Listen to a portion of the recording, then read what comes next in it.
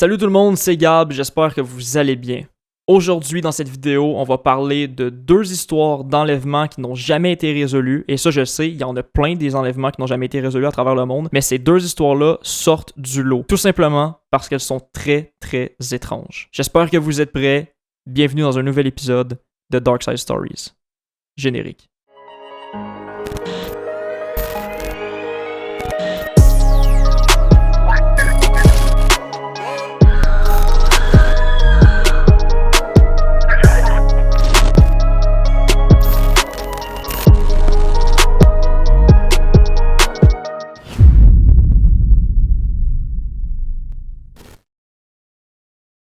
Hubert Boiron est un agriculteur de 82 ans qui, en 2013, décide de partir en voyage avec sa femme pour célébrer leur 50e anniversaire de mariage. Ils optent donc pour un voyage organisé et ils seront accompagnés de 49 autres touristes, eux aussi retraités. Une certaine journée pendant leur voyage, vers 17h, 17h30, ils font un dernier arrêt devant la maison où Napoléon Bonaparte est né. Hubert est très intéressé par cette maison, comme beaucoup de gens auraient pu être intéressés, ça m'aurait énormément intéressé aussi, donc il entreprend la visite de cette maison historique. Après avoir fait le tour de la maison, il ressort à l'extérieur parce que c'est le temps d'aller rejoindre sa femme et le groupe pour partir vers leur autobus voyageur qui les attend environ à 15 minutes de marche de là. Tout le monde part à la file indienne, tout le monde se suit, tout se passe bien, ça a été une super belle journée. Hubert se met donc à l'arrière de la file avec sa femme pour suivre le groupe direction l'autobus voyageur.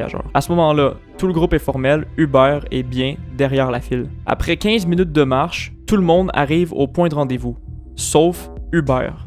Il s'est comme volatilisé. Sa femme et le groupe commencent à entreprendre des recherches autour de l'autobus, peut-être qu'il s'est arrêté à une rue à côté, on sait pas, il a peut-être vu quelque chose, il s'est peut-être perdu tout près, on va le chercher, on va essayer de le trouver, mais il le trouve pas. Tout le monde prend la décision alors d'alerter les autorités, ce qui est quand même assez logique. Donc il y a une équipe professionnelle qui est déployée pour retrouver le monsieur de 82 ans. La police est à sa recherche, le groupe fouille un peu aux alentours, personne ne retrouve Hubert. L'enquête se poursuit, il regarde les caméras de surveillance. Au moment de partir, Hubert est bien derrière la file avec tout le monde lorsqu'ils ont quitté la maison de Napoléon, mais aucune autre caméra dans la ville ne put capter le moment exact de sa disparition. Personne ne sait où est Hubert, qu'est-ce qui s'est passé, comment il a disparu. Peut-être qu'Hubert a eu un malaise dû à son âge, 82 ans c'est pas jeune, sauf que d'après sa fille, il est très en forme parce qu'effectivement Hubert a eu une vie d'agriculteur. C'est un agriculteur qui est toujours resté actif, qui a toujours travaillé super fort, donc c'est un monsieur assez en forme. Sa fille donne aussi comme information que l'hiver dernier, avant leur voyage, il coupait encore du bois pour faire des feux tout seul à l'extérieur. Donc c'est quelqu'un qui est très en forme et c'est pas compliqué pour lui de marcher sur des kilomètres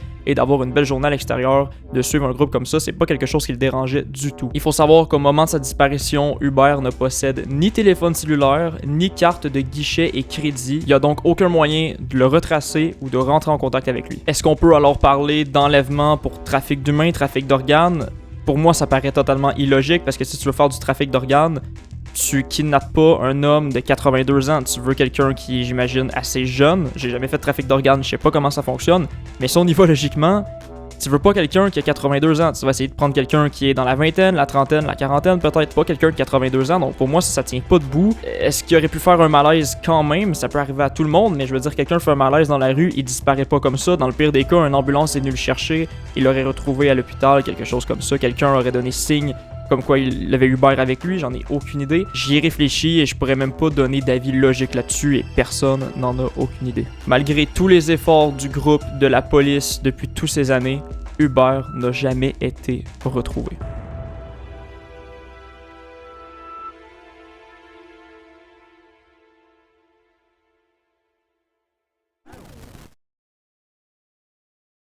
Lars Mittank est un jeune Allemand de 28 ans en très bonne forme physique. Le 30 juin 2014, il prend l'avion avec un groupe d'amis direction la station balnéaire de Golden Sand en Bulgarie pour aller faire le party pendant une semaine. Ça va être l'occasion pour tout le groupe de décompresser, de s'amuser et de pas penser à la vie qu'ils ont en Allemagne, juste de se reposer et d'avoir beaucoup de plaisir entre eux. Comme prévu, tout se passe à merveille, le groupe s'amuse à fond et tout le monde en profite au maximum. Sauf que 2 jours avant leur départ, il va se passer quelque chose d'assez inattendu. là-dessus. Lars entre dans une bagarre contre un autre groupe d'hommes parce qu'ils n'arrivaient tout simplement pas à s'entendre sur quel club de soccer était le meilleur. Le soccer, c'est le foot en France. Et est-ce qu'on peut se dire que c'est totalement stupide se battre pour un club, une équipe? On peut comprendre que ça tient à cœur, mais au point de se battre et de se frapper pour ça, est-ce que ça en vaut vraiment la peine? En tout cas, Lars est pas chanceux, il va se prendre un énorme coup sur l'oreille, ce qui va lui fissurer le tympan. Pas le choix, il doit se rendre chez un médecin pour se faire examiner tout ça. Le médecin regarde son oreille et va lui prescrire des antibiotiques qu'il va devoir prendre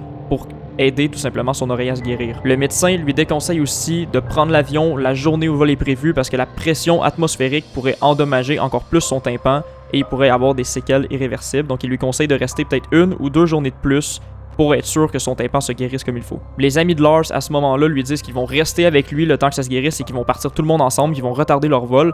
Mais Lars refuse, il ne veut pas que ses amis soient pénalisés là-dedans. Il dit « Je vais me louer un motel à côté de l'aéroport, il n'y aura pas de problème, allez-y, je vais retarder mon vol de 1 ou 2 journées.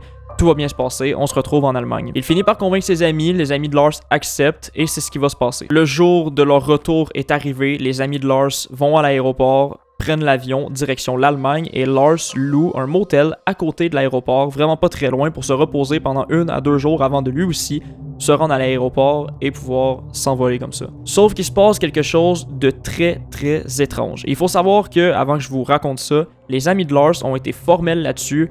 Durant toutes les vacances, même après avoir reçu le coup sur l'oreille, Lars n'était pas bizarre, il n'avait pas changé ou quoi que ce soit, c'était toujours le même, peut-être un peu plus fatigué, mais rien d'étrange. C'est la première soirée au motel que Lars appelle sa mère et lui dit au téléphone « Cancelle tous mes cartes de crédit, il y a des gens qui veulent venir me voler et me tuer » avant de raccrocher et d'ensuite lui envoyer un message texte avec la photo des médicaments et de la prescription lui demandant de faire des recherches sur ce que le médecin lui a prescrit. Déjà là, il y a quelque chose qui ne tourne pas rond, je pense qu'on s'entend tous là-dessus. Les caméras de surveillance du motel vont ensuite voir Lars un peu confus, qui a l'air un peu perdu et qui va quitter le motel à 1h du matin pour revenir le lendemain matin. On n'a aucune idée entre environ 1h du matin et 6h30, 7h le matin, qu'est-ce qu'il a fait, où il est allé, on ne le sait pas. Personne ne le sait. Le lendemain, il va revenir au motel, prendre son sac, sa valise pour se diriger vers l'aéroport, aller voir le médecin qui est de garde là-bas, suite au conseil de sa mère. Sa mère lui avait dit « Ne prends pas l'avion avant d'avoir vu un autre médecin pour être sûr que ton tympan soit correct et que tu as l'autorisation de pouvoir prendre l'avion sans danger. » C'est ce qu'il va faire, et c'est là qu'il va encore se passer quelque chose d'étrange. Avant d'aller à l'aéroport, il appelle sa mère pour lui dire qu'il est bien rendu à l'aéroport, qu'il va prendre son vol bientôt, qu'il s'en va rencontrer le médecin. Ce qui est cool dans cette histoire, c'est qu'on a des vidéos de surveillance de ce qui s'est passé, parce que dans les aéroports, il y a des caméras partout. Je vais vous montrer la fameuse vidéo de l'aéroport, et vous allez pouvoir me dire ce que vous en pensez après en commentaire.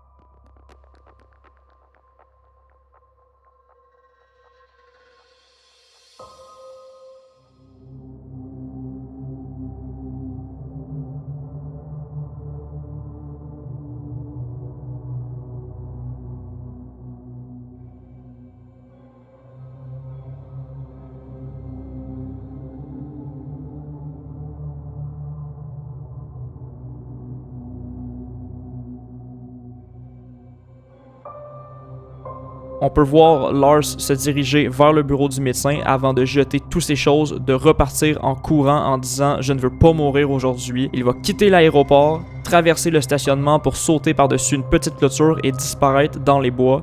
C'est la dernière fois que nous allons voir Lars en vie. Là, je dis en vie, mais c'est la dernière fois qu'on va le voir tout court. Il n'y a personne qui l'a jamais retrouvé, il n'y a pas de corps, il n'y a pas de traces de lui nulle part. Il a tout simplement disparu. Le fait qu'on ait des vidéosurveillance qui nous montre ce qui s'est passé, le moment de sa disparition, ça rend le truc encore plus étrange. À chaque fois que je pense à cette histoire-là, ça me mindfuck totalement parce que je me dis qu'est-ce qui a pu se passer. Et là, il y a plein de théories là-dessus. Il y en a qui pensent que Lars avait tout simplement déliré, que le coup qui s'est pris sur la tête, c'est quelque chose qui a peut-être endommagé le cerveau aussi, qui s'est mis à avoir des hallucinations, des effets secondaires dus aux médicaments. Et tout montrait que Lars voulait vraiment prendre son vol et revenir en Allemagne. Il avait appelé sa mère pour lui avertir qu'il était arrivé à l'aéroport. Il y avait une copine qui l'attendait là-bas. Il avait un travail stable aussi. Il avait une bonne vie. C'est ce que tout le monde dit. Personne ne comprend pourquoi est-ce qu'il aurait voulu lui-même se faire disparaître. Donc cette théorie-là, elle tombe aussi. Est-ce qu'il y avait vraiment 4 personnes qui le cherchaient, qui voulaient le tuer? On peut se poser mille et une questions à propos de ça. C'est vraiment étrange. Et comme la première histoire, encore à ce jour, Lars n'a pas donné aucun signe de vie. Voilà tout le monde, c'est tout pour cette vidéo, j'espère qu'elle vous a plu, j'espère que vous aimez le concept de Dark Side Stories de cette chaîne YouTube, je vous invite à aller voir les autres vidéos que j'ai mis, il y en a très peu parce que la chaîne ça fait pas longtemps qu'elle existe. J'espère que vous allez embarquer avec moi dans cette aventure, n'hésitez pas à lâcher un like, à vous abonner et à commenter si jamais vous avez, je sais pas, des opinions ou des théories sur ce qui a pu se passer pendant ces deux histoires d'enlèvement-là, je suis très intéressé à les savoir. Allez écrire ça dans les commentaires, je réponds à tout le monde. Encore une fois, merci d'avoir regardé cette vidéo-là. N'hésitez pas à la partager. On se dit à la prochaine dans une autre vidéo de Dark Side Stories. C'était Gab. Peace.